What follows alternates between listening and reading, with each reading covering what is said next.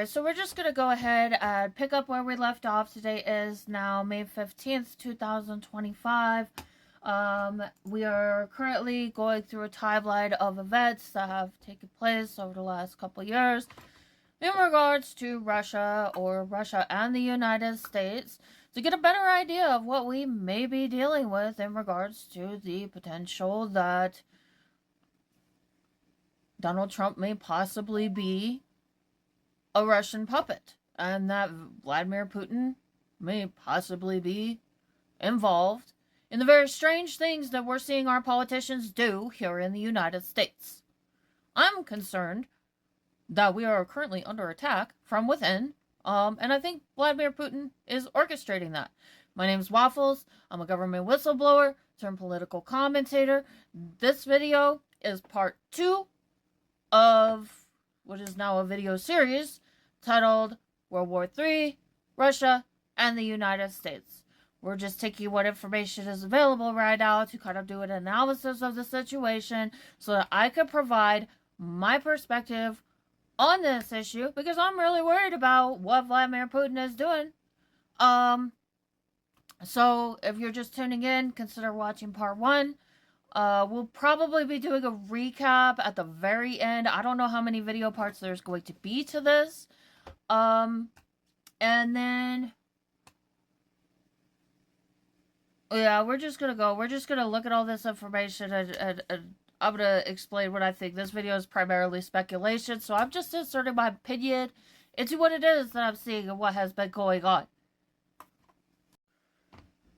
So yeah, my video editing software practically crashed on me. I mean, once we get over an hour on video editing, everything, starts to lock up. I start to have a lot of issues. There becomes like issues with lag where like the audio is not lining up properly. So that's why we're going to cut this into segments. I don't know how long it's going to take. I want to get this information out there because I'm tired of thinking about it and having being the only person that knows all these things. So we're just going to go ahead and proceed. I'm going to do what I can to lay the information that I have out there. This is not a complete work.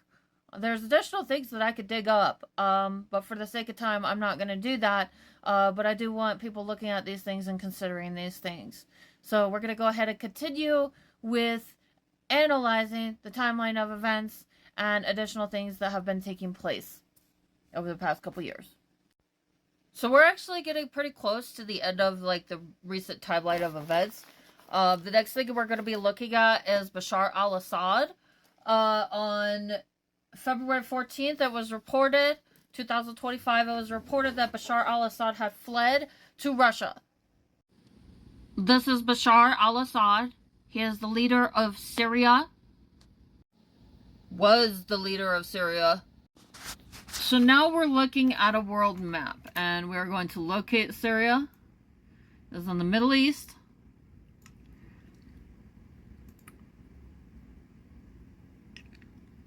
Syria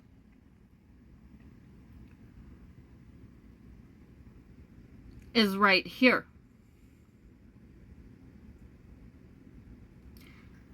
Also, Turkey is right here. Yeah, this is going to get interesting. Wow, this is getting crazy as hell. Yeah, Syria is right here on the map. There's Iraq, Iran, Afghanistan, Saudi Arabia. America is bombing Yemen, which is right here.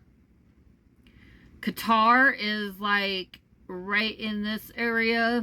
It's like this tiny little speck on the map. Russia is right here. China is right here. India is right here. NATO is right here. Anywho, I normally report on these kinds of things anonymously.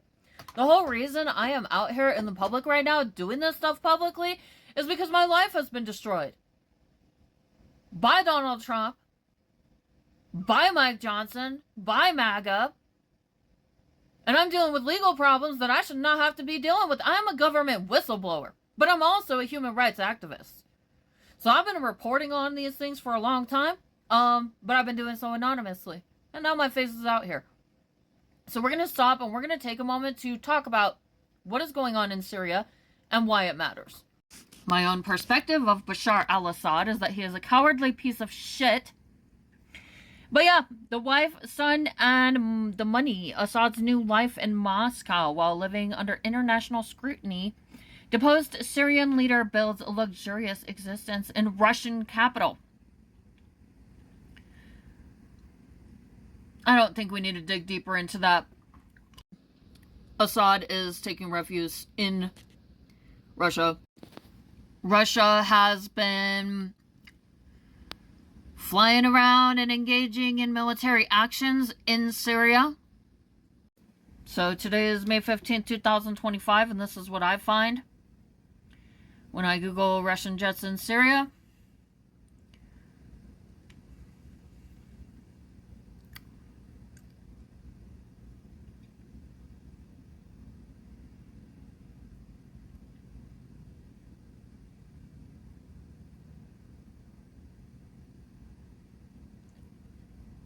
So Russia has a presence in Syria.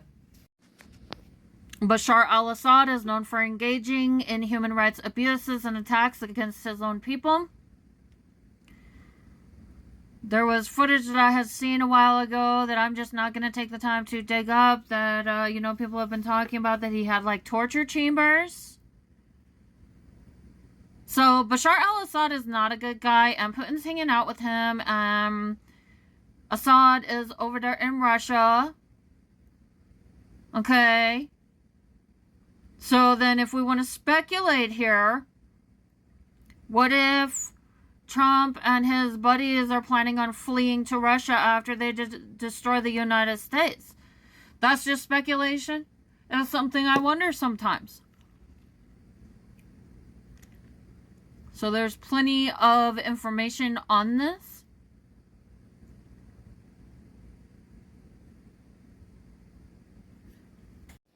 So Syria is one of the regions that I have done conflict reporting on through alternative means as an activist because of the Arab Spring.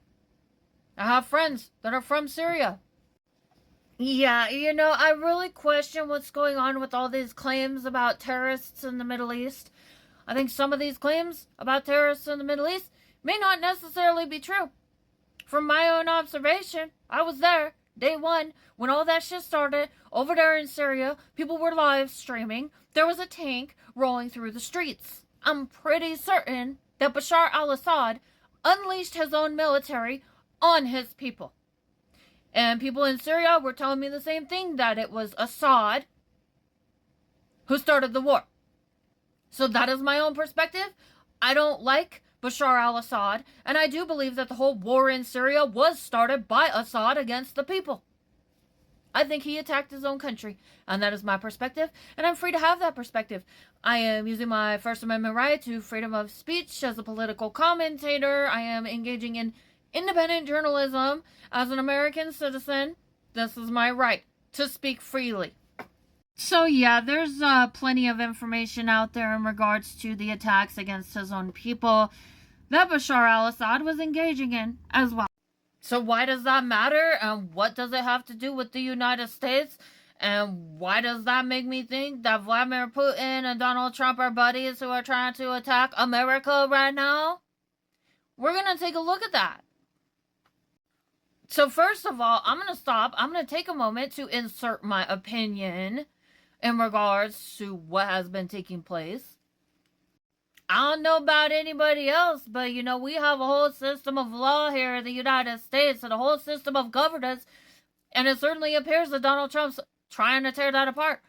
As you can see, I've already provided you plenty of information that there has been a significant amount of spy activity taking place in the United States through Russia, Russians coming over here, strange things going on, nuclear material going missing. We're going to go deeper into that later. But yeah, I'm kind of worried that this is their plan, is to attack the United States. What is happening here is very strange. There's been a lot of activity in all kinds of different countries surrounding espionage. And I'm kind of worried that COVID-19 had not much to do with the Chinese and may have actually possibly been planted here by Vladimir Putin. And the reason I think that is because of the sudden outbreak of measles that has been taking place recently in Texas, which started right after Trump got inaugurated. Things are very strange. Let's not pretend that we're stupid and ignore these things. So, yeah, that might be their plan. Attack the country, do exactly what Bashar al-Assad did, and run to Moscow. Anyways, I made a map. You know, I kind of like looked at the map and some of the things that have been going on. And I want to discuss that. So, we're going to take a look at a video that I made a while ago to address what some of my concerns are if Vladimir Putin is the one that is orchestrating this global chaos. I mean, Donald Trump during his first presidency was hanging out with all of these foreign dictators. So I'm very concerned that all these people are hanging out together. They probably have some sort of a plan that they've been talking about behind closed doors. These guys are buddies. And that's what I'm here to talk about today. Looks like they're working together.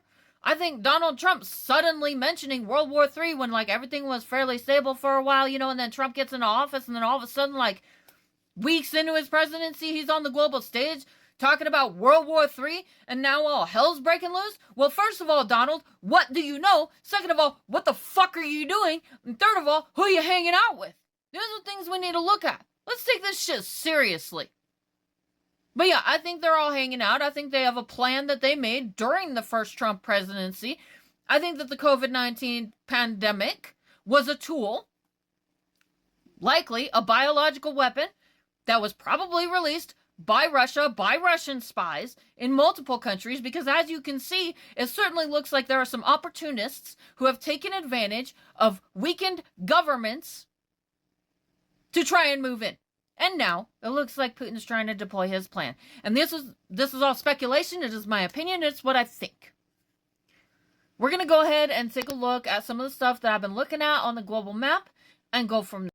My name is Waffles, and I'm a government whistleblower turned political commentator. Hey, you guys remember how Donald Trump just, like, randomly out of nowhere mentioned World War III? I have something I want to talk about. This is important. So, one of my buddies is pointing out that there's some conflict going on in India. This is really important.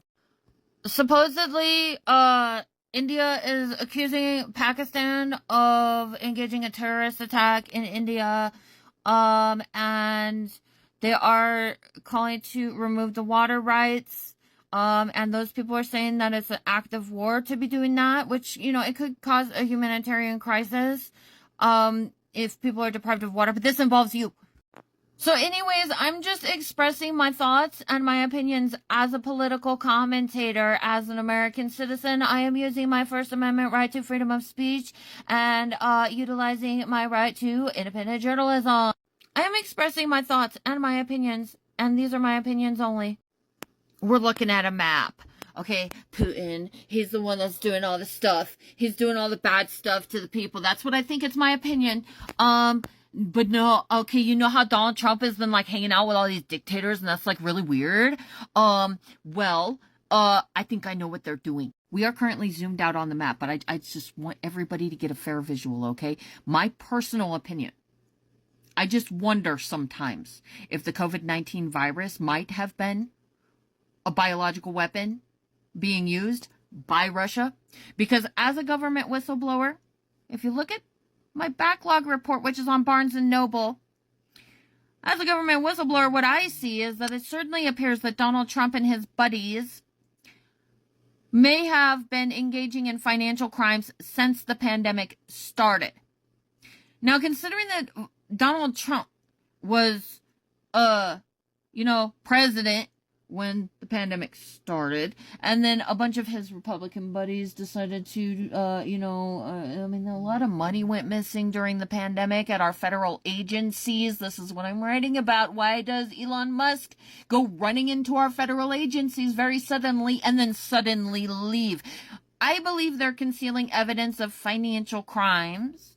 I think this has been going on for the last 4 years. Now, anyways, India is accusing Pakistan of attacking them. Okay.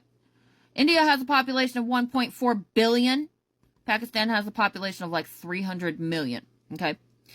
We're looking at the map. All right, now, who the hell are the Houthis? You guys remember that the United States bombed the Houthis? Yeah, I remember that. I'm like, who the hell are the Houthis? Why are we bombing them? You know, my tax dollars are being used on that. This is where they are. Saudi Arabia is another one of the weird people that's been showing up in all these. India is allied with Russia. They got a lot of people. They got the same amount of people as China. China's really big. India is like a third of the size of China, so they probably want to expand territory. Saudi Arabia, so is Putin promising people territories? He's just picking whatever losers he can get to get along with him. He's promising them territory. Pakistan.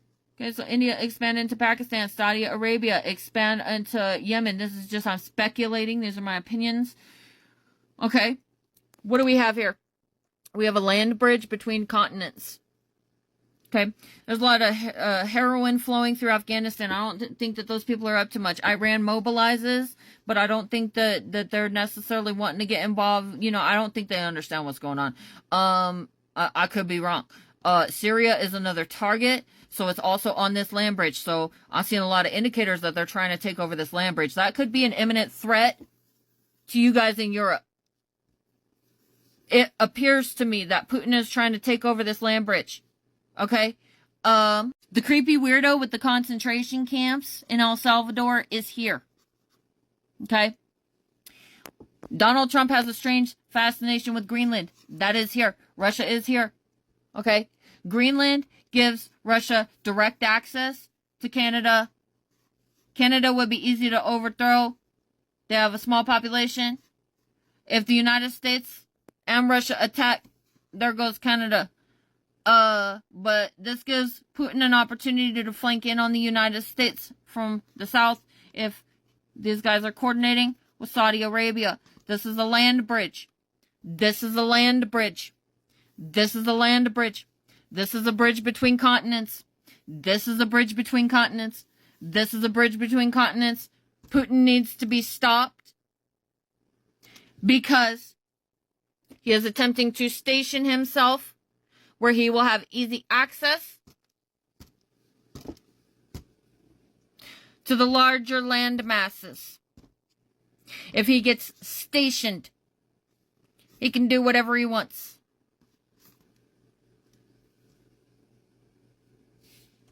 That's just what I'm looking at right now. I'm just speculating. I'm just making assumptions. Also, I'm going blind. So, you know, I mean, my monitors are on night mode. No, I'm very concerned that Putin's up to something and things are very strange. And I don't know why Donald Trump's talking about World War III and hanging out with dictators and people who would typically be considered enemy nations. And there has been a lot of really weird stuff like J.D. Vance using an email address from Russia and people hanging out in Moscow and the leader of Syria taking refuge in Russia. Bolsonaro being in Florida. Weird shit going on in Texas, including measles, which just popped right up when Donald Trump got elected. So it just makes me think that COVID was a biological weapon because they were so fast to deploy another one in Texas, which is a known hotbed for Russians coming into the country. They come in through the southern border. A lot of people know that. I'm just saying something just in case. I'm just speculating. I'm making observations. I'm looking at a map. I'm like, how does this make sense to my rational brain? Well, that is in the way that it makes sense to my rational brain. So, yeah, that is just, it is something that I am concerned about. My name is Waffles. I'm a government whistleblower turned political commentator. These are some concerns that I have based on the things that I'm seeing. I'm just making observations. I'm speculating. These are my opinions and my opinions only. I am not stating that these things are fact. I am just stating like, oh, look at the map. I see these things. This is what I think about these things. Thank you for your time. I'm coming back on camera. I noticed something else. I'm just trying to figure out what, you know, I mean, looking at the map and seeing what's going on right now, that it really makes me think that this guy is doing something. And so I'm just looking at the map, trying to figure out, you know, what could he be doing? Well, okay, so we're looking at the land bridges. Okay, so we got easy access to every nation, but at the same time, okay, look, Greenland, Russia, this land bridge.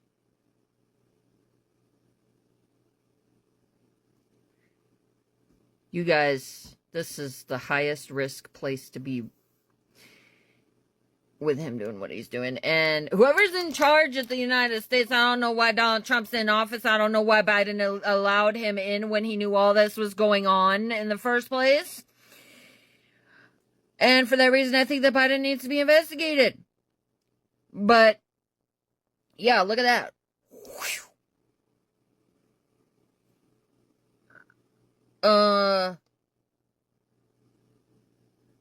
Yeah, dude. I don't like that guy. Just a final word here. I do not think that the United States should be so vulnerable to just hand our military over to Russia. That is my opinion. And my opinion only.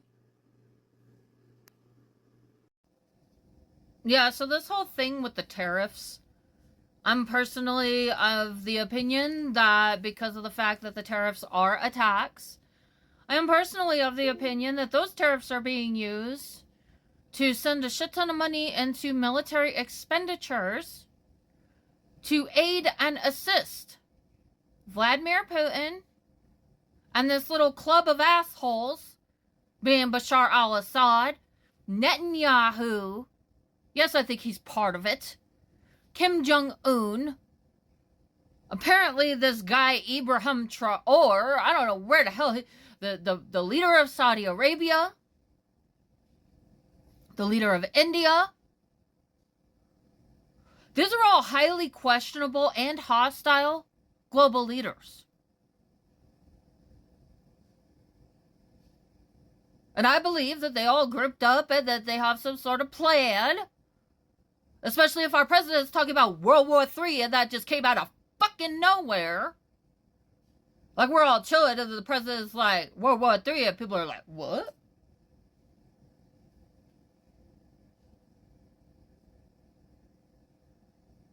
I mean, I gotta say, I saw this coming, okay? All this documentation. Go to my Barnes & Noble, download my publications, and you can see an incoming attack taking place through the backlogs. That report that I wrote. All of this shit that we're seeing now,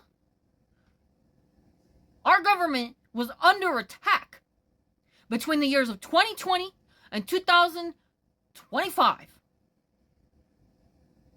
They deliberately defunded our agencies to systematically attack our system of governance, to weaken our system of governance, to see to it that people are not getting justice and that the law is not being upheld. Elon Musk did not just suddenly go running into our federal agencies for no fucking reason.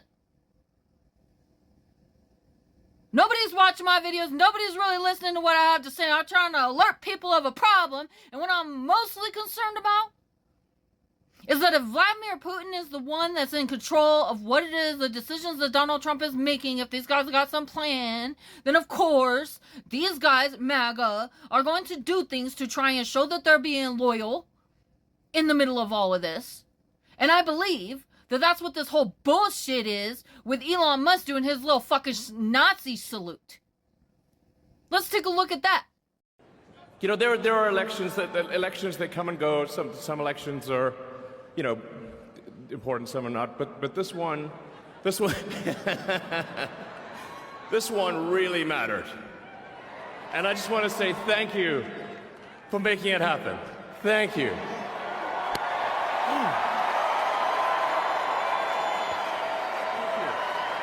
My heart goes out to you. It is thanks to you that the future of civilization is assured.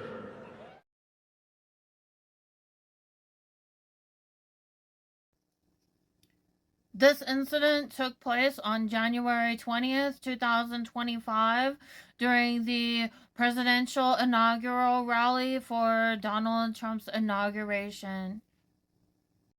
So one of the things that has me concerned about this is the fact that Vladimir Putin has been using claims that the people of Ukraine are Nazis as an excuse for his attacks. And so then if the Trump administration and Elon Musk and all these MAGA morons are colluding with Russia, then this incident may have possibly been an effort to establish that they are committed to whatever bizarre plan these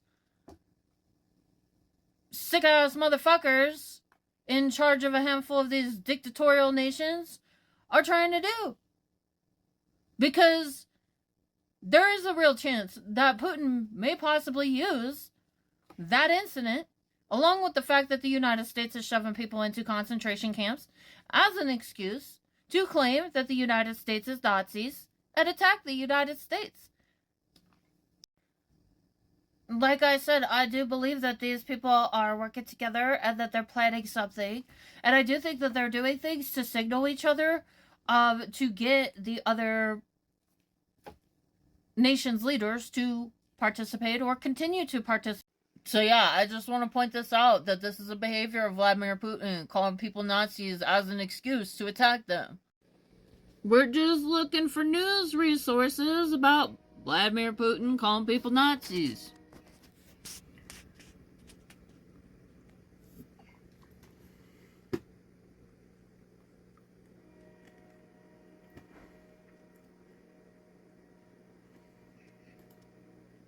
I'm not going to look at all these resources. This is a lot of shit. I'm trying to relay a message.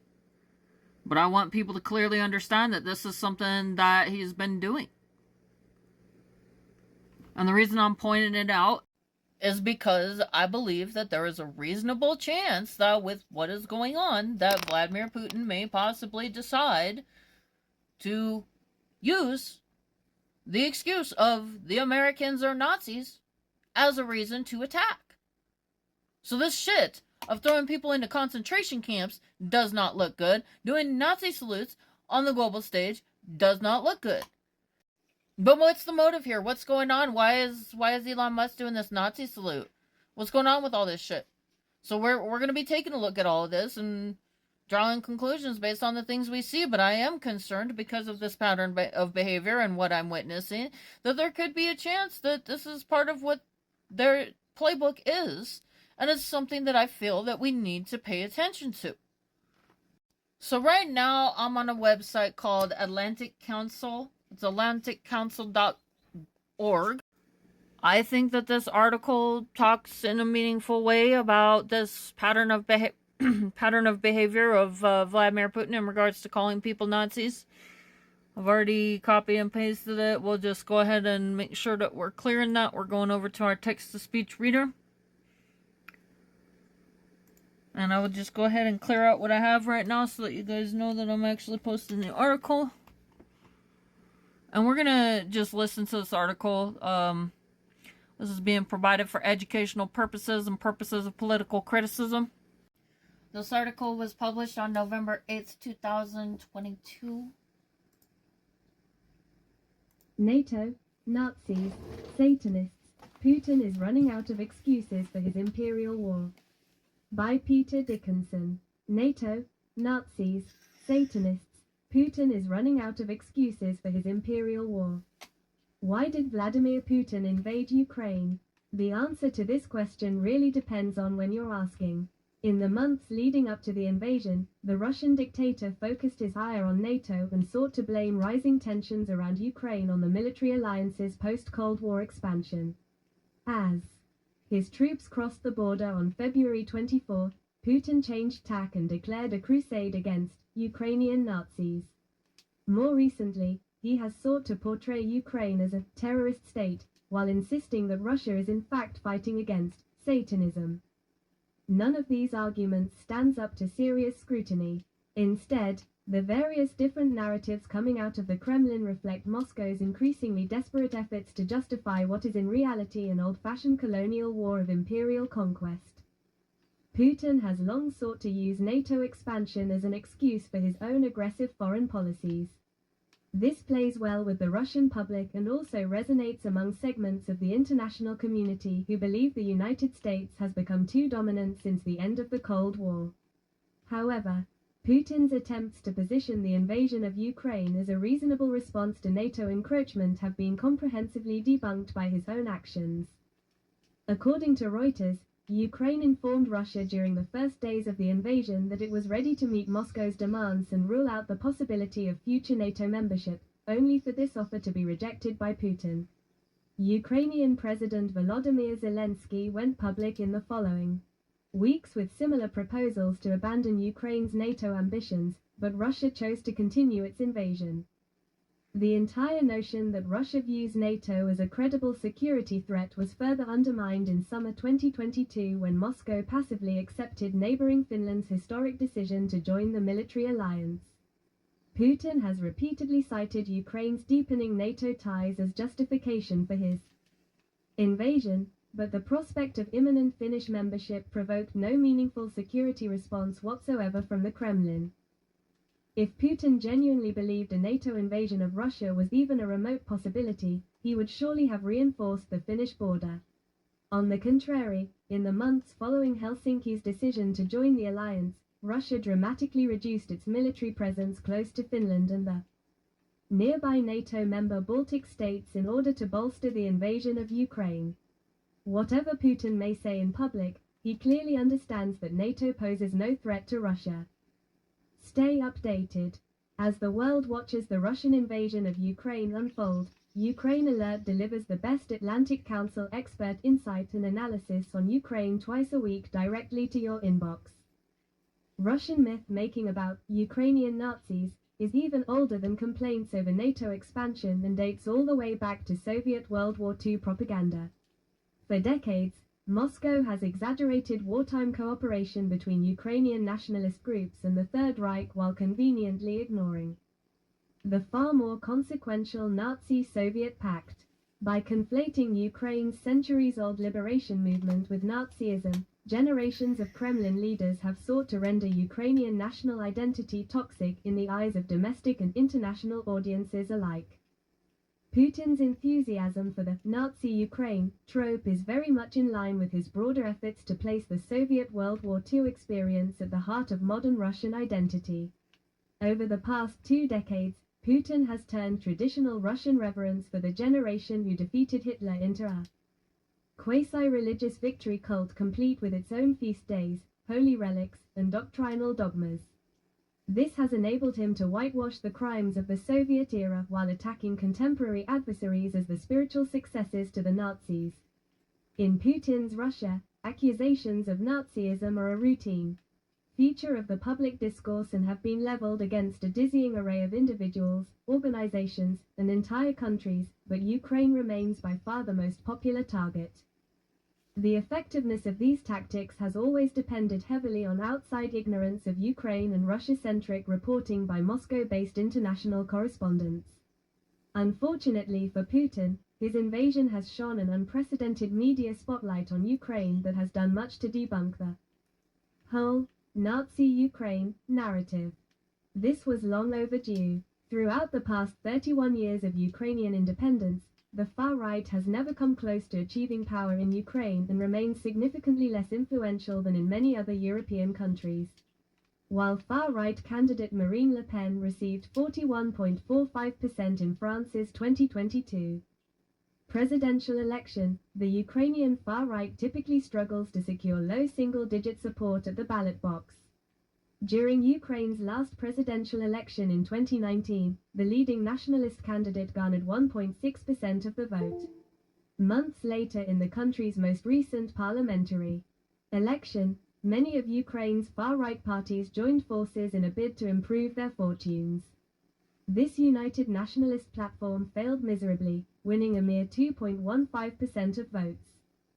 Nothing highlights the absurdity of Russia's Nazi Ukraine allegations better than the rise of Volodymyr Zelensky. The Ukrainian president is both Jewish and a native Russian speaker. According to the Kremlin, this should make him deeply unappealing to Ukrainian voters. On the contrary, Zelensky was elected president by a record margin and subsequently secured a unique parliamentary majority for his newly formed political party. This success was all the more remarkable as it was achieved during wartime elections held amid an atmosphere of heightened patriotic fervor. Since the start of the invasion, Russia's failing efforts to portray Ukraine as a Nazi state have forced Moscow into ever more implausible mental gymnastics. Unable to produce any actual Ukrainian Nazis, regime officials and propaganda proxies have attempted to argue that the very idea of an independent Ukraine is in itself a Nazi concept, while also acknowledging that Putin's stated war aim of denazification, in practice means the de-Ukrainization of Ukraine. The Kremlin's confusion was perhaps most immediately evident in the bizarre and disgraceful anti-Semitic comments made by Russian Foreign Minister Sergei Lavrov during a May appearance on Italian TV program Zona Bianca. When asked to address the obvious contradictions between Russia's Nazi Ukraine claims and the fact that Ukraine has a Jewish president, Lavrov responded by declaring that Adolf Hitler also had Jewish blood. His statement sparked a wave of global condemnation, with Putin eventually forced to intervene and offer a personal apology to Israeli leaders. This embarrassing incident illustrated the remarkable recent degradation of Russian diplomacy, which has now reached the point where it is often indistinguishable from internet conspiracy theories. Forced by Putin's invasion to defend the indefensible, Russia's top diplomats have retreated into an alternative reality world of blanket denials and dark fantasies. While Lavrov rants about Jewish Hitler, Russian ambassador to the UN Vasily Nebenzia stuns his colleagues with fantastic tales of genetically engineered Ukrainian mosquitoes. No wonder exasperated British ambassador Barbara Woodward recently felt moved to ask, how much more of this nonsense do we have to endure? Eurasia Center Events. Public event. Tuesday, May 20th, 2025, 11:30 a.m. Eastern Time. Report launch. Confronting Russia's cyber power. Cybersecurity, digital policy, Europe and Eurasia infrastructure protection. The awkward absence of Ukrainian Nazis and Russia's non-response to Finland's NATO membership bid have left Putin in desperate need of new narratives to explain his ongoing invasion. Disinformation researchers have recently noted a spike in Russian references to Ukraine as a terrorist state, amid apparent efforts to position the war as a counter-terrorism operation. This has included a high-level campaign led by Putin himself and Russian Defense Minister Sergei Shoigu, who have both groundlessly accused Ukraine of plotting an act of nuclear terrorism involving a dirty bomb. While the idea of Ukraine nuking itself may seem far-fetched even by Russian standards, this is by no means the Kremlin's most audacious excuse. Since late September, senior regime officials have I'm just gonna reboot my video because I got a timer running right now. Alright, I'm back. We're gonna go ahead and pick up where we left off. While the idea of Ukraine nuking itself may seem far-fetched even by Russian standards, this is by no means the Kremlin's most audacious excuse. Since late September, senior regime officials have gone even further and have been actively seeking to rebrand the invasion of Ukraine as a holy war against Satanism. Putin set the tone by calling his opponents satanic during a landmark address marking the official annexation of 4 Ukrainian regions. Others have enthusiastically followed Putin's lead. In October, the Deputy Secretary of Russia's influential National Security Council, Alexei Pavlov, declared that it was becoming more and more urgent to carry out the desatanization of Ukraine. This call was echoed by former Russian President Dmitry Medvedev, who stated in a November 4th post marking Russia's National Unity Day that the goal of the Ukraine invasion was to stop the supreme ruler of hell, whatever name he uses, Satan, Lucifer, or Iblis. Key propagandists including Vladimir Solovyov have also endorsed the idea that Russia is at war with Satanism. Behind Moscow's increasingly outlandish attempts to justify the invasion stands a deeply unpalatable truth. Far from being a reaction to Western encroachment or Ukrainian extremism, Putin's decision to invade Ukraine is the product of an unapologetically imperialistic mindset that he shares with millions of Russians who refuse to accept the verdict of 1991. Putin's entire reign has been shaped by his burning resentment at the perceived injustice of the Soviet collapse, which he regards as the disintegration of historic Russia. This has fueled his obsession with Ukraine, which for centuries occupied a key position at the very center of Russian imperial identity. Putin sees the existence of an independent Ukraine as a symbol of the unjust post-Soviet settlement and regards the country's embrace of European democracy as an existential threat to Russia. He has repeatedly denied Ukraine's right to statehood while arguing that modern Ukraine has been artificially separated from Russia. On the eve of the invasion, he called Ukraine an inalienable part of our own history, culture, and spiritual space. The Russian dictator's most revealing remarks came in summer 2022, when he directly compared his invasion of Ukraine to the 18th century imperial conquests of Russian Tsar Peter the Great. Putin sought to qualify this claim by insisting he was merely returning historically Russian lands. But the actions of his invading army bear all the hallmarks of a brutal colonial conquest. Russian troops have reduced entire cities to rubble and killed tens of thousands of Ukrainian civilians. In areas of Ukraine under Kremlin control, the Russian military has engaged in mass executions and forced deportations. Meanwhile, all symbols of Ukrainian national identity have been ruthlessly erased. This is the grim reality that all advocates of appeasement and proponents of a negotiated peace must address. Nobody wants to end the current war more than the Ukrainians themselves, but they also recognize that there is no room for compromise between genocide and survival. Russia has gone to great lengths to disguise the true nature of its imperial war in Ukraine, but Ukrainians are not fooled. They understand perfectly well that unless Russia is decisively defeated, Ukraine will cease to exist. Instead of listening to Moscow's fake grievances and fairy tales about devil-worshipping phantom fascists, the international community must make clear to the Kremlin that Russian imperialism has no place in the modern world.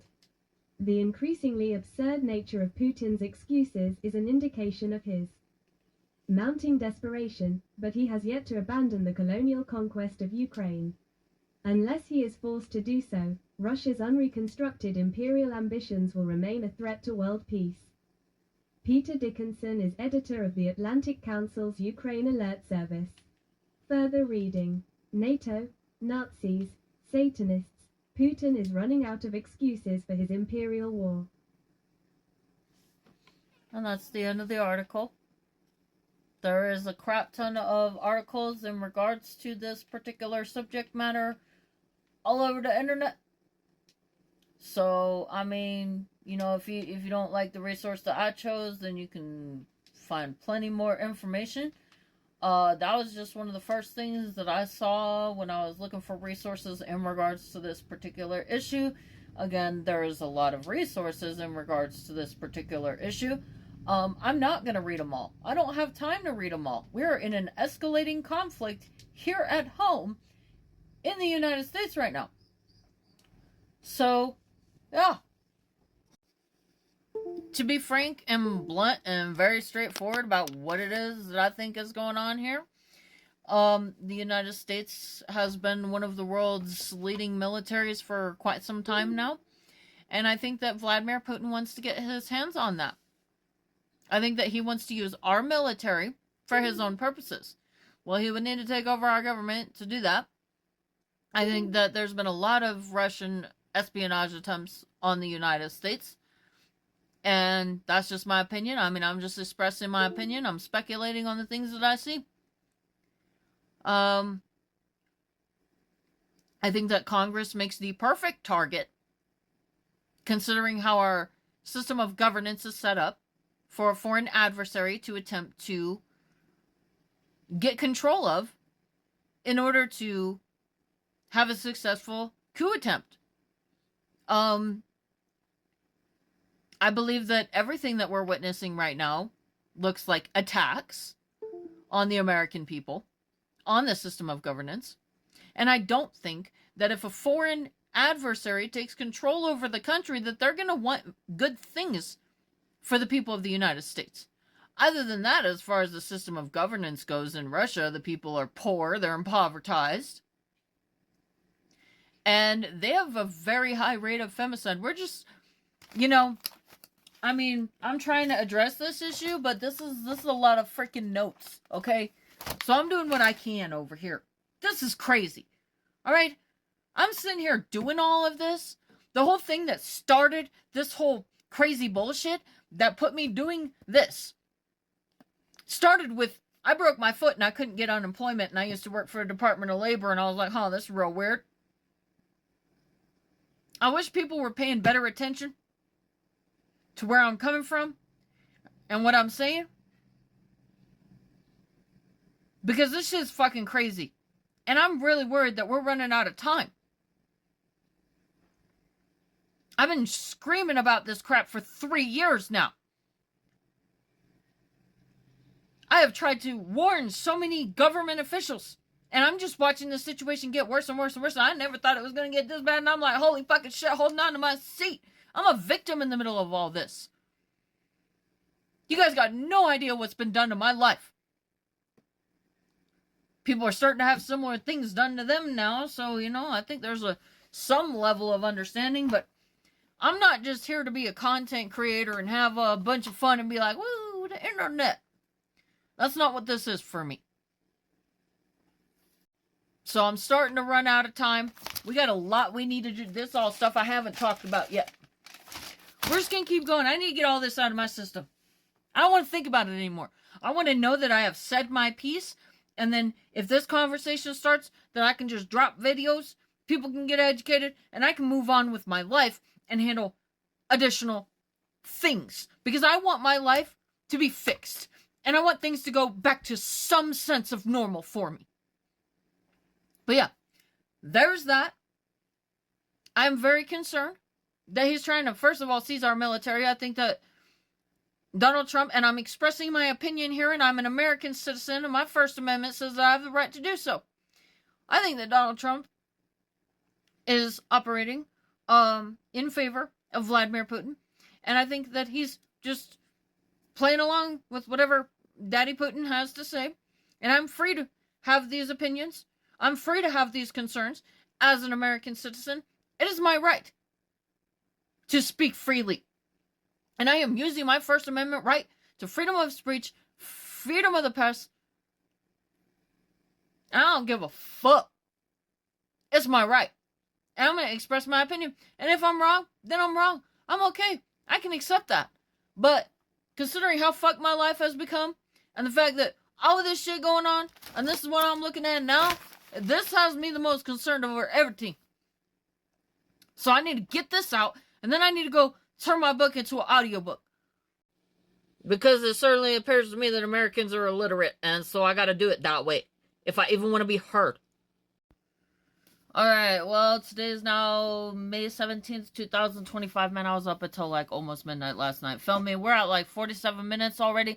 So I'm going to try to get this all wrapped up. I got a few more things that I would like to say in regards to this crap with Assad and Syria while we're at it. Some recent developments. Syria is now trying to bribe the United States. This is weird to me. So yeah, we're currently looking at Reuters. This article was posted on May 12th, 2025. It is titled Trump Tower Damascus. Syria seeks to charm U.S. President for sanctions relief. By Timur Azhari and Humira Pamuk. Man, I am horrible at pronouncing names. So yeah, we got a paywall, so I'm really disappointed in that. Reuters has been a news resource that I've relied on for a long time, and I'm really disappointed to see that we got paywall going on. But yeah. Trump Tower in Damascus, a detente with Israel and U.S. access to Syria's oil and gas are part of Syrian leader Ahmed al-Shara's strategic plan to get FaceTime with U.S. President Donald Trump during his trip to the Middle East, according to several sources familiar with the push to woo Washington. Jonathan Bass, an American pro-Trump activist who on April 30th met Shara for 4 hours in Damascus, along with Syrian activists and Gulf Arab states, has been trying to arrange a landmark, if unlikely, meeting between the two leaders this week on the sidelines of Trump's visit to Saudi Arabia, Qatar, and the United Arab Emirates. So we got a paywall. So that's all it's going to let us read. Just ridiculous, man. For those who are not already familiar, Damascus is the capital of Syria. Google questions. One of the things that we have here is why is Syria sanctioned by the U.S.?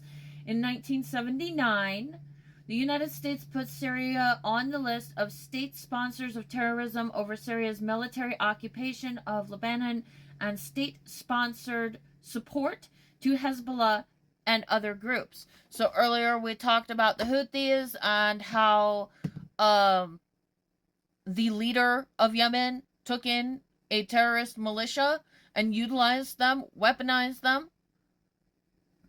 We're dealing with something similar as far as what has happened in Syria. That is why Syria is sanctioned by the U.S. And guess what? After Syria tries to bribe Donald Trump with a Trump Tower in Damascus, which the whole place is just rubble now, Trump decides to announce that he would like to lift sanctions on Syria. Let's go ahead and take a look at this. Today is currently May 17th. This is yesterday's news, May 16th. Trump's decision to lift Syria sanctions took Treasury staff by surprise. The source is CBS News. I'm just picking the first stuff that comes up because I don't want to spend time digging through a crap ton of articles. We're going to go ahead and take a look at this. This information is being provided for purposes of public education and political criticism. Let's go ahead and take a moment to see what's in this article. Trump's decision to lift Syria sanctions took Treasury staff by surprise. By Richard Escobedo. Updated on May 16, 2025, 7:07 p.m. Eastern Daylight Saving Time, CBS News. Washington. For the leaders of Syria's transitional government, President Trump's announcement earlier this week that the U.S. would lift all sanctions on the country came as a relief after months of intense lobbying for a reprieve. I will be ordering the cessation of sanctions against Syria in order to give them a chance at greatness, Mr. Trump said at an investment forum in Saudi Arabia's capital, Riyadh, on Tuesday. But inside the Treasury Department, which administers and enforces sanctions policy, the announcement came as a surprise to senior officials, sources tell CBS News. The announcement was also short on specifics, including which measures would be rolled back, and at what pace. The lack of clarity sent senior officials at Treasury scrambling to understand what he meant. Now, there are discussions inside Treasury to determine the speed and extent to which the decades-old sanctions, which restrict economic activity within Syria and its dealings with other countries, can be rolled back. A Treasury spokesperson said Friday, President Trump is the commander-in-chief and the Treasury Department is in lockstep to execute his historic vision to bring peace and stability back to the Middle East. Secretary of State Marco Rubio said Thursday at a meeting of NATO foreign ministers that he was with Mr. Trump when he decided to include the announcement to lift all sanctions on Syria in his speech in Riyadh. Rubio did not say when the president made the decision. This is something that had been discussed, worked on, options considered for many weeks leading up to this announcement, and that we are going to be implementing what the president has announced as an administration, State Department Principal Deputy Spokesperson Tommy Pigott said in a briefing. Thursday. Some work was underway at Treasury before the president's announcement for an incremental lifting of sanctions, some of which date back to 1979. Indeed, Syria's transitional government, led by interim President Ahmed al-Sharaa, has pushed the Trump administration for sanctions relief in recent months. The new government has blamed sanctions, which include penalties on third countries for doing business in Syria, for its inability to pay civil service salaries, reconstruct sizable chunks of war-ravaged cities and rebuild a healthcare system decimated by war. Turkey and Saudi Arabia, two U.S. allies in the region, have backed normalizing relations with Syria's new government. Both countries have provided aid to Syria, and Saudi Arabia has offered to pay off some of the country's debts, two activities that could run afoul of sanctions. The Saudis see an opportunity to win the new Syrian government over to their side, after decades of the country being allied with their top regional rival, Iran, while the Assad regime was in power. Relief was a key topic in meetings between Syrian officials, including its central bank governor Abdulkadir Husriye and other world leaders at the IMF and World Bank spring meetings last month in Washington. Some of the most punitive measures were imposed over the last 2 decades on the former regime of Bashar al-Assad for human rights abuses and support for groups designated by the U.S. as terrorist organizations. The Assad government collapsed in December as rebel groups, including fighters led by Shura, swept into Damascus, ending a 13-year-long civil war. In 2003, then-President George W. Bush signed the Syria Accountability Act into law, which centered on Syria's support for U.S.-designated terror groups like Hezbollah, Syria's military presence in Lebanon, alleged development of weapons of mass destruction, oil smuggling and backing of armed groups in Iraq after the U.S.-led invasion. In 2011, the Obama administration led an international effort to isolate Syria, culminating in multiple rounds of sanctions, as Assad's army fought a bloody civil war against rebel forces that led to 500,000 dead Syrians. Another package of sanctions were imposed in 2019 as part of the CSA Syria Civilian Protection Act, also known as the CSA Act, which Mr. Trump signed into law. The bill imposed stiff sanctions on Assad's government and companies or governments that worked with it, further crippling Syria's already isolated economy. Rubio indicated in his remarks in Turkey that relief may come in the form of waivers that give permission to do business in Syria without facing penalties for evading sanctions, which the administration can issue under authorities in the CSA Act. I think we want to start with the initial waiver, which will allow foreign partners who wanted to flow in aid to begin to do so without running the risk of sanctions, Rubio said. He also suggested that the Trump administration may be in a position, soon, to ask lawmakers to permanently repeal some sanctions. So I'm pretty sure that's the end of the article. We're going to double check real quick, make sure that I actually posted the whole thing into my TTS. Yeah, that's the whole thing. So in short summary, let me be brief. What is going on here is that Syria's leaders are offering Donald Trump a bribe to put a Trump tower in Damascus for Donald Trump, not for the American people, not to, make things better, not to do anything for the American people, but for Trump, yes. For Trump personally, that is what we're doing to try and lift sanctions. And Donald Trump's like, we're just going to lift the sanctions. And the Treasury's like, what? That's what's going on here. That is literally the situation. This is not international negotiations in the interest of America. This is international negotiations in the interest of Donald J. Trump personally. All things considered, this past week we just watched all this crap unfold with the bribe coming from Qatar, who is also a nation that has had similar issues. If they're supporting the Houthis, what did I just say? I just explained who the Houthis are. They were weaponized against people by the leader of a nation. They assassinated that leader.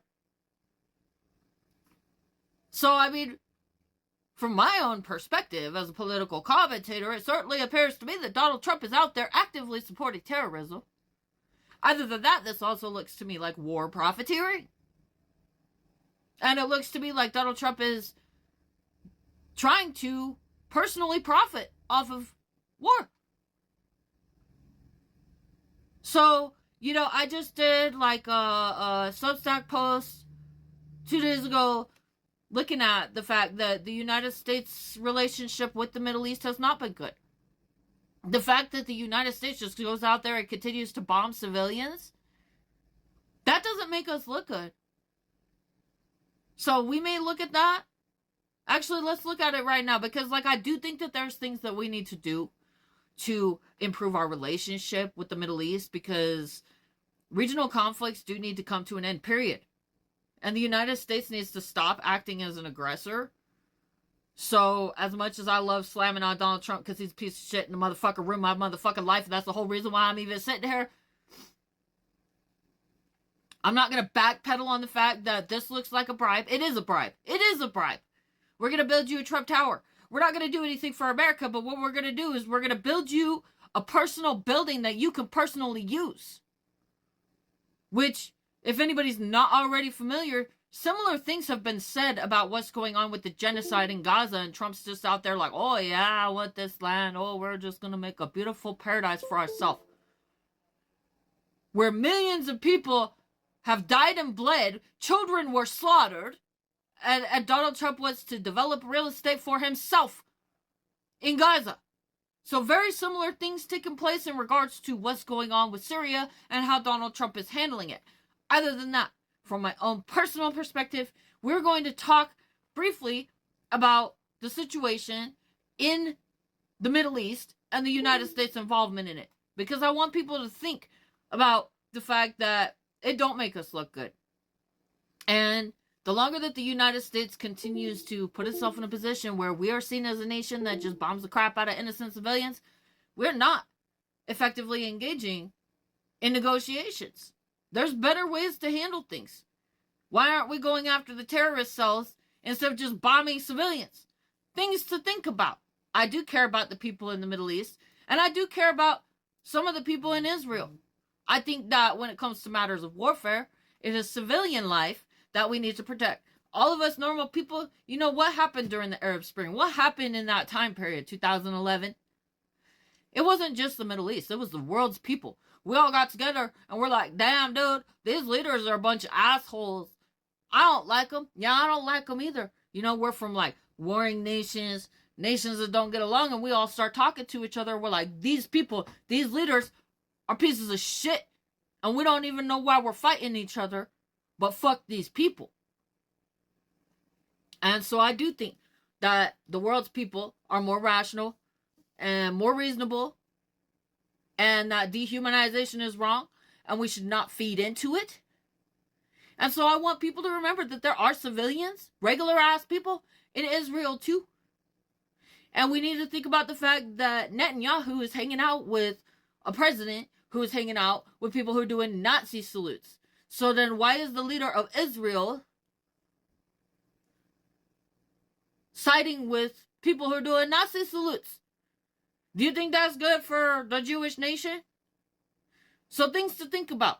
Because when we're going to go out here and encourage these people, those people, they're bad, we're just going to wind up with a perpetuating cycle. And right now what we have is a perpetuating cycle that is worsening. And so we need to not feed into that. And from my own perspective, when it comes to all matters of warfare, civilian lives comes first. I don't give a damn who a person is. We are all people on this earth. And nobody should be feeding into that kind of dehumanizing speech. Period. When it comes to whole peoples, we don't judge a whole people as bad. We need to hold the people who are actually harming others accountable for their actions. And that's how we put an end to this. Because right now, the situation that we have is a global escalation taking place. And none of us are safe. And if we want that to stop, then this kind of hatred is what needs to stop. Because then people start fighting each other. And then when we get regionalized conflict, which is what is about to happen in the United States, the whole direction this is going in, and why it is that I'm making this whole video, this whole taking away of the Medicaid benefits of the United States civilians, first of all, I think is an attempt by the administration to murder Americans. Literally. And if you read the stuff that I just typed up, I am a government whistleblower. I've tried to educate people about what these people are doing. Our country certainly appears to be under attack right now. So if you go to book 4 on my publication on Barnes & Noble that is titled, Why is the Government of the United States Attacking the People of the United States, or whatever the hell I titled it, my book, go to book 4, go to the bottom in the summary. It explains why it is that dismantling the system of justice, which is what we're currently watching, becomes a national security threat. And the reason for that is because then people start attacking each other. Somebody steals from somebody else. Somebody kills somebody else's family member. No system of justice. People take the law into their own hands. I am not advocating for people to take the law into their own hands. We need to find solutions. But this whole thing of clogging up the system of justice certainly appears to me to be a deliberate attack against the United States and its people, and something that would be in the interest of a foreign adversary to do, not the President of the United States.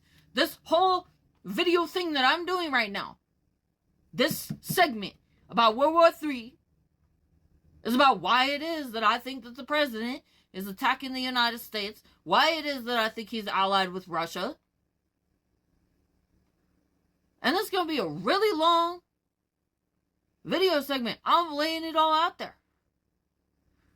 But the fact that the system of justice has now been dismantled, and they are now attacking Medicaid recipients, these are people who could die as a result of what they're doing.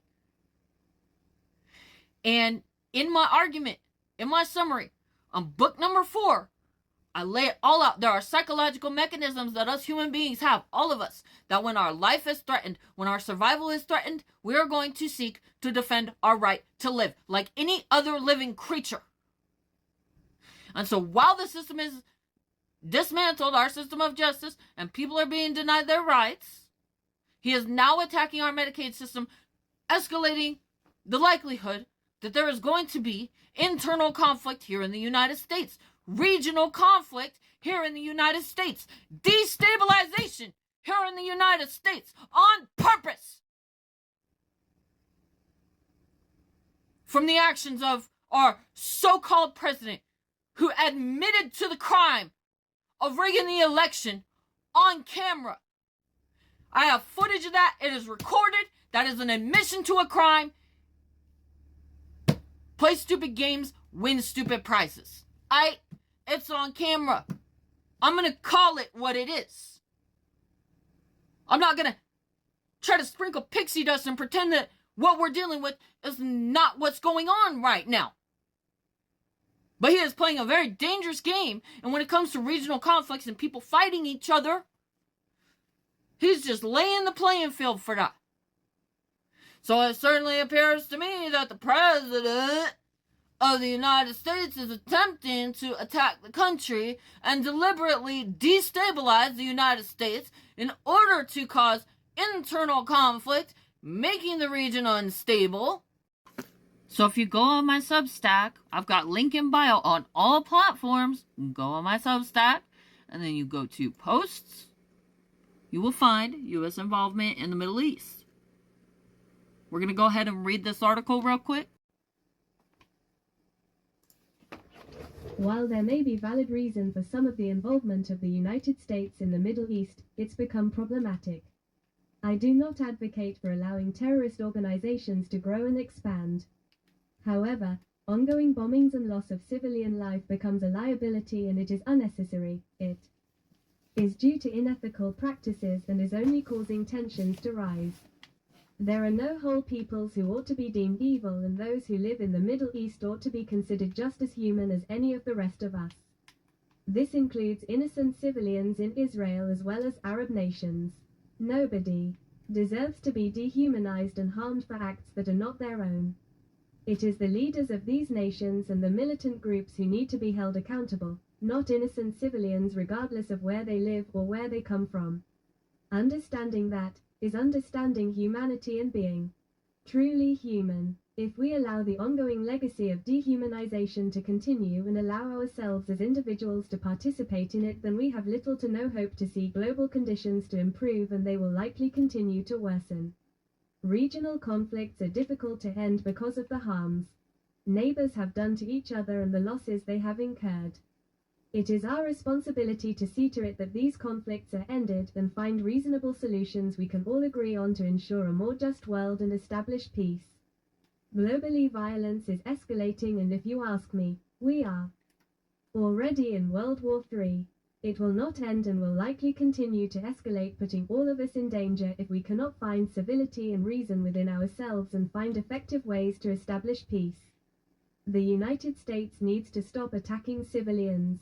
Russia needs to stop provoking acts of violence and being a rude and obstructive force in the world, and we human beings need to start talking to each other in a rational way and find reasonable means to address our grievances, differences, and needs in a reasonable manner.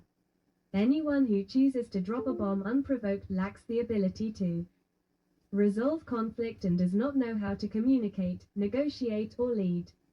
We all deserve better, and it is up to us to put all of this to an end by demanding civility of our nations. Why the U.S. is involved in conflicts in Arab nations. Historically, U.S. involvement in Arab nations has been driven by a mix of strategic interests, oil and resources, control over global energy supplies has long motivated intervention, e.g., Iraq, Libya. Military bases and presence, maintaining a military footprint in the region serves U.S. strategic dominance and access. Geopolitical alliances, support for allies, such as Israel and Saudi Arabia, often at the expense of other nations' sovereignty or rights. Containment of rivals, countering Iran or Russia's influence, even if it results in local destabilization. Counterterrorism and security, justified as targeting extremist groups, but often executed through broad military campaigns with heavy civilian casualties and long-term damage. Regime change and political engineering.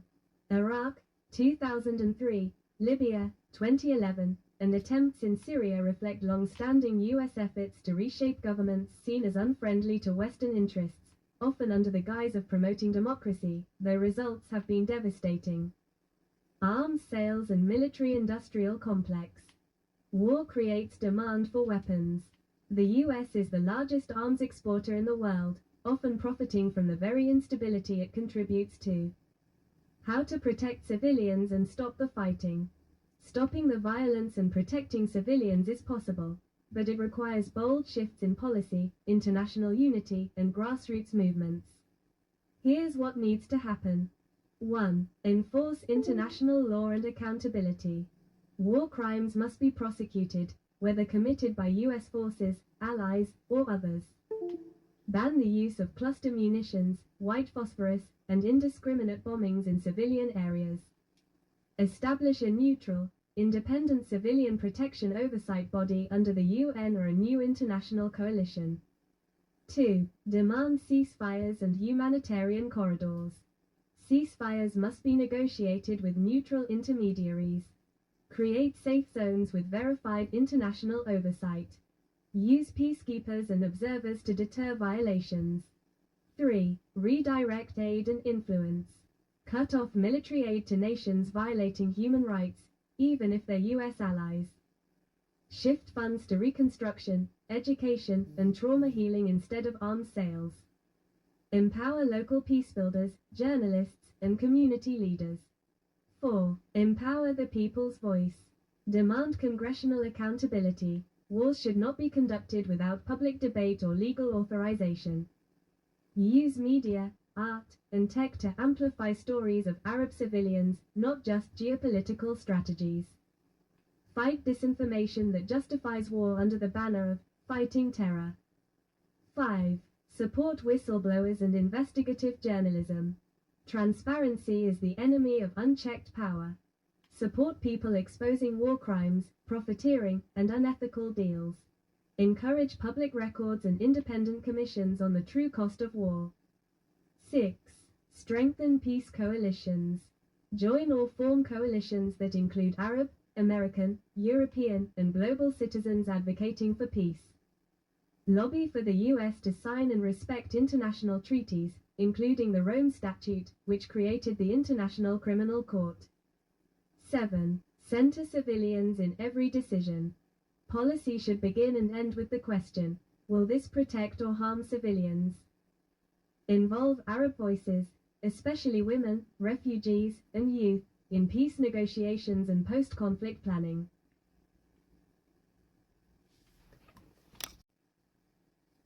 So there's some stuff to think about. There's some feedback about, I do think that what the United States has been doing in the Middle East is unethical. Hurting innocent people? I don't think it looks good. And I think that is only going to make people want to harm the United States and encourage people to harm the United States. Other than that, I will say, in retrospect, right now, we are looking at terrorist states, and it certainly appears to me that Donald Trump and the MAGA Republicans People of this administration appear to be engaging in the same kinds of acts that have taken place in the Middle East in attacking your own population and using militias to do so. So I have written extensively on my Substack in regards to the issue of dehumanization. So if you go to my Substack and go to my posts, you will find this, which has all of that in it. Dehumanizing people is an act of war, and it is being done as an act of war, and it is being done by Donald Trump as an act of war upon the American people, and I stand by that. But if you go to this post and you go down towards the bottom here, we will find all kinds of documentation explaining why this is an act of war. Here's an analysis, how it works, and the long-term impacts of it. Here is information. There's 4 different articles that I wrote on how to combat this shit. Right here. Here's your tools that will enable you to kick these motherfuckers' asses. Okay? I want people to actually, like, go through this stuff and actually read it, not just be like, oh, yeah, you're cool because you're on the internet. No, I'm a government whistleblower who is suffering very badly. And I'm trying to protect other people, and that's why I'm doing all of this. This is not just here for decoration. So I'm just trying to get this wrapped up here because we are way over time on this particular video. Other than that, as far as Ibrahim Traore is concerned and why it is that I'm even bringing him up in the first place is because it looks to me like Vladimir Putin is organizing these people, the Nazis, the white supremacists, the alt-right, that he's using Donald Trump and Elon Musk as puppets, and Mike Johnson, and others, and that, wow, that made my brain hurt. There's way too much shit going on here, man. No, I think this whole Nazis thing that Putin is spewing as his excuse for reason to assault Ukraine may possibly be used to assault the United States. I think this whole thing with dismantling the system of justice, I mean, these are obvious attacks against the United States that are happening from within, through Donald Trump, through MAGA, through Mike Johnson, by Stephen Miller, by this fucking asshole that wrote this Project 2025 shit. And I think that the whole purpose and the reason why it is that they're trying to destabilize the country, why it is that they're endorsing acts of violence against other people who live here, why it is that they're trying to pit Americans against each other through dehumanization. There's all this information explaining how this could create a destabilizing event, why it is an act of war. It's right here. Get on the computer, get on your Substack app, look at my posts. So what we need to do is look at things from a rational standpoint, not just like, oh, they're crazy, oh, they're stupid. No, they're trying to do shit. These are calculated maneuvers. This has been going on for a very long time. We need to do something about it if we care about our futures, if we care about our children's futures, etc., etc. But if they can get us infighting, if they can get people harming each other, etc., I mean, the system of justice is technically down right now. Look at my books. Look at the stuff I'm writing. Don't expect me to hold your hand and walk you through all this and be a mommy. I'm doing the best I can as an individual out here, but if they could cause chaos and disorder, then they're probably going to have an excuse to declare martial law and get away with all kinds of additional criminal acts. So if we look at things from a rational and a logical standpoint and say, why are they doing this? How does this make sense? Instead of saying, oh, it just don't make sense. No. If you look at it from a rational and a logical standpoint, from my own perspective, it certainly appears to me that this is going to be used as an excuse to declare martial law against the United States people. Other than that, I'm very concerned that additional means may be taken, that Trump may be opening us up to an attack from a foreign adversary, particularly Russia.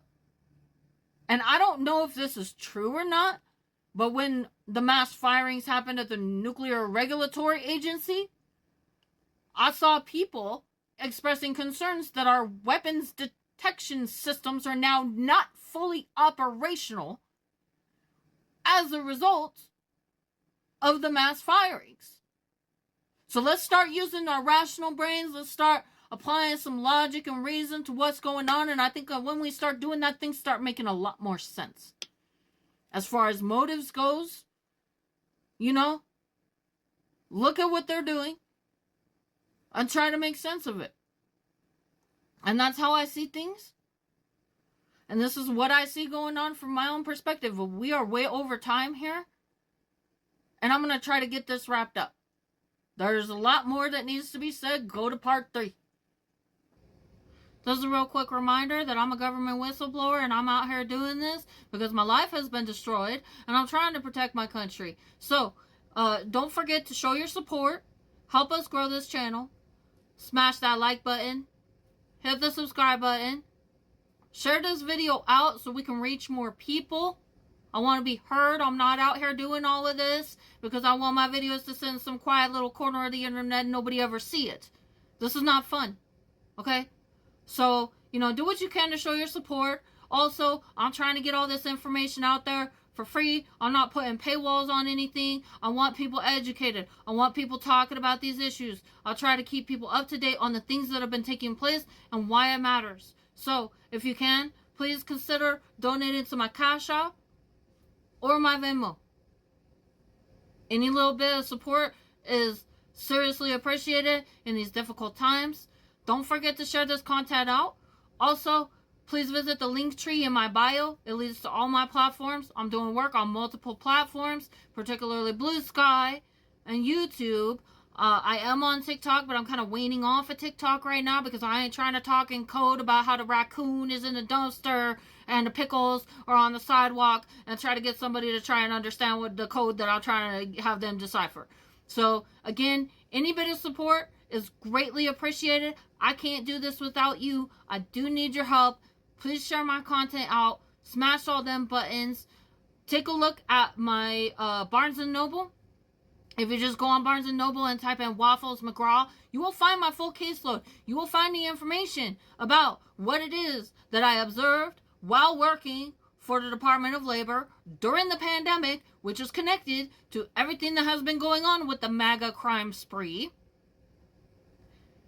I got my caseload as far as what's been done to me, what I have experienced, and also information about what looks like an incoming attack through the state of the backlogs and some of the legal aspects of the things that we're seeing right now.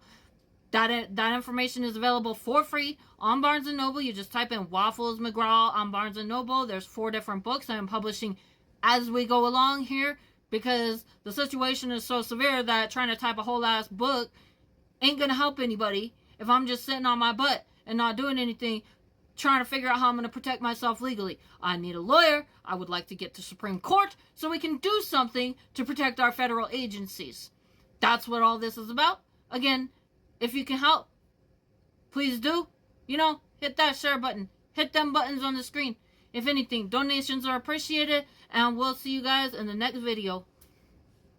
So the Olympics is great, and Johnny for the others, you know, the World Cup, Johnny is the head of it. We had our top people, Wasserman. They all came in on the Olympics, and then I saw Johnny. And we got the World Cup, too. And, you know, it's only because they rigged the election that I'll be your president representing you there. You know, I got both of them. I got the Olympics, and I got the World Cup. And I said, you know, it's too bad. One was in 2026, and the other was in 2028. And I said, I won't be there. I won't be your president. But then they rigged the election, and now we won, so I'm going to be your president for the Olympics and for the World Cup. So, Johnny, thank you for the World Cup, and everybody, thank you for the Olympics. We're going to have a great time. Hey guys, don't forget to like, share, subscribe, and comment to my videos. And also, don't forget to check out my shop where you could get this awesome Real Patriots Punch Nazis t-shirt. America, fuck yeah! And if you go to the link tree in my bio on most platforms, it's got links to everything, all of my stuff. You can find my shop there.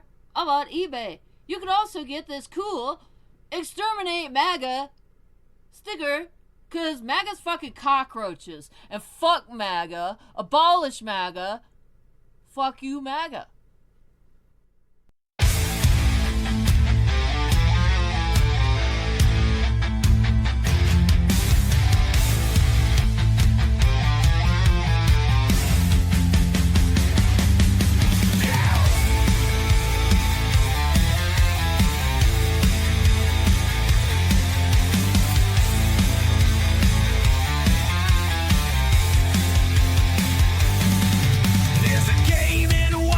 It's like a house of cards. Deals behind closed doors, secrets left unguarded. Greed and power rule the day, it's a circus show. Truth gets buried deep down where light won't glow.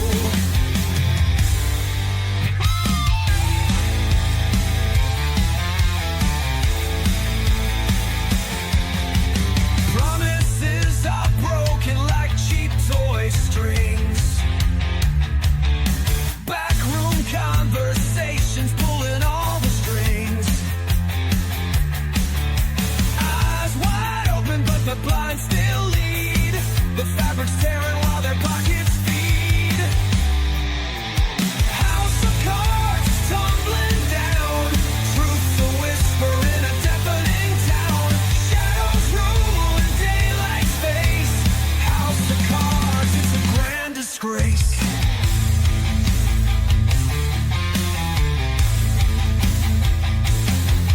They shout and yell about patriot pride,